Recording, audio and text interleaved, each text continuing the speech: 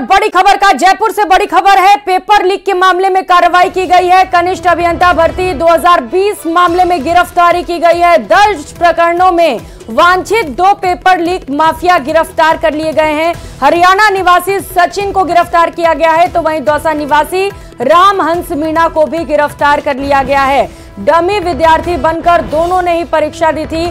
15-15 लाख रुपए लेकर दोनों ने डमी विद्यार्थी बनकर परीक्षा दी थी और इस मामले पर कार्रवाई करते हुए अब दोनों को ही गिरफ्तार कर लिया गया है। मामले में अब तक 28 आरोपी गिरफ्तार हो चुके हैं। एटीएस और एसओजी की ओर से लगातार संयुक्त रूप से कार्रवाई भी की जा रही है। सहयोगी लवली हमारे साथ जुड़ चुके हैं। लवली, बड़ी सफलता, 2 और डमी कैंडिडेट्स को गिरफ्तार किया गया है। कैसे ये सफलता मिली और क्या अपडेट?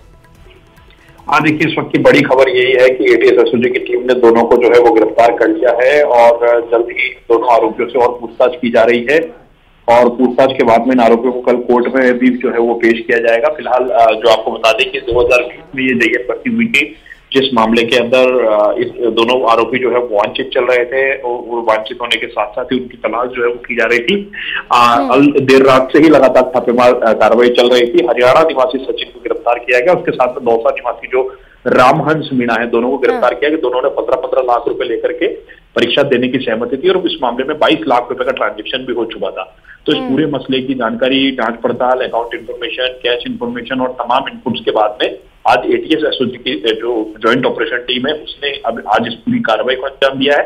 दोनों आरोपियों को गिरफ्तार किया है। दोनों आरोपियों को गिरफ्तार करने के बाद में एटीएस के दफ्तर में रखा गया, पूछताछ की जा रही है दोनों से।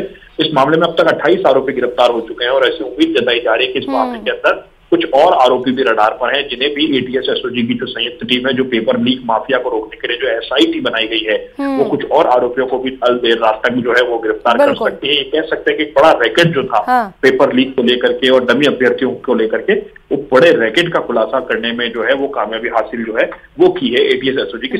बिल्कुल लवली, और इस तरीके की कार्रवाई बेहद जरूरी है ताकि पेपर लीक के जो माफिया हैं उनमें भी डर पैदा हो और जो रैकेट से एक सदस्य जो जुड़े हैं उन्हें गिरफ्तार करना भी जरूरी है। लवली, जैसा कि आप बता रहे हैं कि 28 आरोपी पहले गिरफ्तार हुए थे, 2 और गिरफ्तार हुए हैं और जब इनके लिंक्स खंगाले जाएंगे तो और भी आरोपी जल्दी गिरफ्तार हो सकते हैं।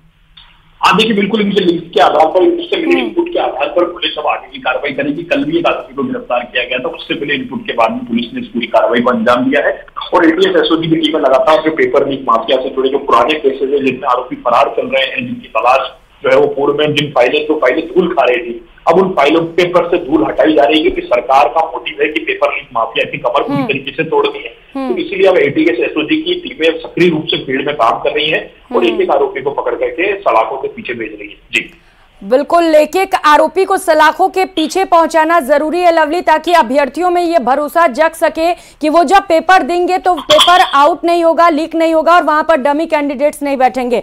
बहुत शुक्रिया लवली आपका तमाम जानकारियों के लिए। और ऑनलाइन गेम से जुड़ी खबर है, जहां पर एक